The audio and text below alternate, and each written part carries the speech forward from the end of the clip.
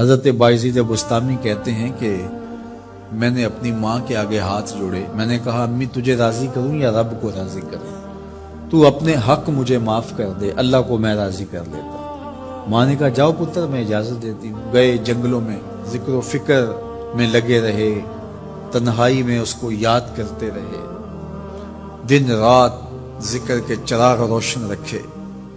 12 سال گزر گئے حق کی تلاش میں۔ ایک دن واپس بستام کے قریب سے گزر رہے تھے، خیال آیا چلتے چلتے ماں کو سلام کر جاؤں۔ دروازے کو دستک دینے لگے تو اس خیال نے ہاتھ روک لیا کہ ساری زندگی ماں کو سکھ تو دیا کوئی نہیں، اب دکھ بھی کیوں دینے لگے؟ رات کا ایک پہر بیت گیا ہے، سردیوں کی لمبی رات ہے، ماں بستر میں لیٹی ہوگی، تیرے لیے اٹھے گی، دروازہ کھولے گی۔ دروازے کے ساتھ ہی لگ کے بیٹھ گئے اور ساری رات کاٹ دی، اس خیال سے کہ ماں کو تکلیف نہ ہو۔ جب سحری کا وقت ہوا تو اندر سے جو نالی آتی تھی اس نالی سے پانی آیا، سمجھ گئے میری ماں تہجد کے لیے اٹھی ہے اور وضو کا پانی ہے، تو فوراً دروازے پہ دستک دی۔ اندر سے آواز آئی بیٹا بایزید میں ابھی آئی۔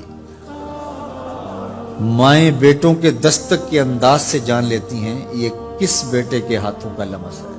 12 سال کے بعد آئے، دستک دی، کہا بیٹا بایزید میں ابھی آئی۔ ماں کی تو نگاہیں ہی دروازے پہ رہتی ہیں۔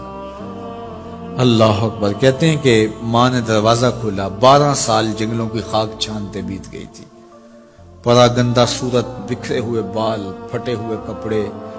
میری ماں کی جب نگاہ میرے پہ پڑی تو اس کی چشمان سے موٹے موٹے آنسو ٹپکنے لگے، اور اس نے ایسے ہاتھ پھیلا کے کہا مالک میرا بیٹا بایزید تیری طلب میں نکلا تھا، تو نے ابھی تک اسے اپنا قرب نہیں دیا؟ حضرت بایزید بستامی کہتے ہیں 12 سال کی ریاستوں سے جو کچھ نہیں ملا تھا ماں کے اٹھے ہوئے ہاتھوں سے مل گیا۔ میں نے کہا مالک میں تجھے کہاں ڈھونڈ رہا ہوں، تو کہاں موجود ہے؟ تو ماں باپ کی رضا اللہ کی رضا کا دروازہ کھولتی ہے۔ جن لوگوں کے ماں باپ ناراض ہیں اور وہ جا کے پیر صاحب کی خدمت کرتے ہیں اور میاں ماں کے قدم چومو، باپ کی ٹانگیں دباؤ، ان کی خدمت کرو، تمہارے پہلے مرشد وہ ہیں، ان کو راضی کرو، پھر کسی شیخ کامل کی صحبت میں آنا، دیکھو کیسے دل کی بند کھڑکیاں کھلتی ہیں۔ ایک مرشد تو ناراض کر آئے اور دوسرے مرشد سے تمہیں کیا ملے گا؟ تو راستہ یہیں سے کھلے گا۔ والدین کو کبھی ناراض نہ کرو، والدین کو کبھی دکھ نہ دو، والدین کو کبھی تکلیف نہ پہنچاؤ، اور والدین کو بھی چاہیے کہ اپنی اولاد کو اپنا نافرمان نہ بنائے۔ ایک بزرگ فرماتے ہیں کہ مجھے برابر 30 سال ہو گئے ہیں کہ میں اپنی اولاد کو کوئی حکم ہی نہیں دیا، کوئی حکم نہیں دیا۔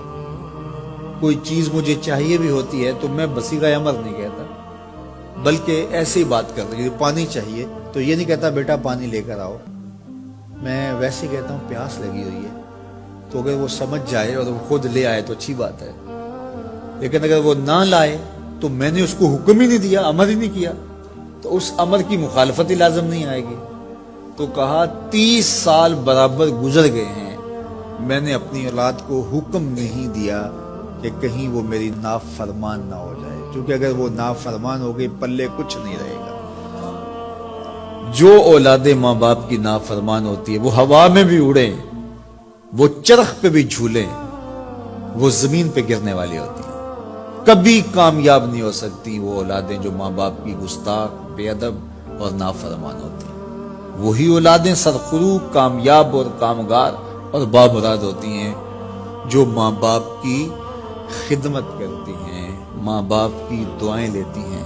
وہ ایک بچہ ماں باپ کے پاؤں دبا رہا تھا، تو ایک بچہ ایک بر اعظم میں، دوسرے بر اعظم میں، تیسرے بر اعظم میں بڑے بڑے کاروبار کر رہا تھا۔ تو کوئی اس کا دوست ملنے آیا، اس نے کہا کہ اس نکمے کو بھی کہیں بھیج دو، فلاں جو ہے وہ یورپ میں ہے، فلاں امریکہ میں ہے، وہاں اتنی بڑی کمپنی اس نے کھولی ہوئی ہے، اس نکمے کو یہاں بٹھایا، اس کو بھیج دو، یہ تو نکمہ کسی کام کا نہیں۔ کہا یہ نکمہ ہی تو میرے کام آ رہا ہے، کہ نکمہ ہی تو میرے کام آ رہا ہے۔ تو اولاد خوش نصیب ہے کہ اپنے ماں باپ کی خدمت کرے اور ان کے ساتھ حسن سلوک کرے۔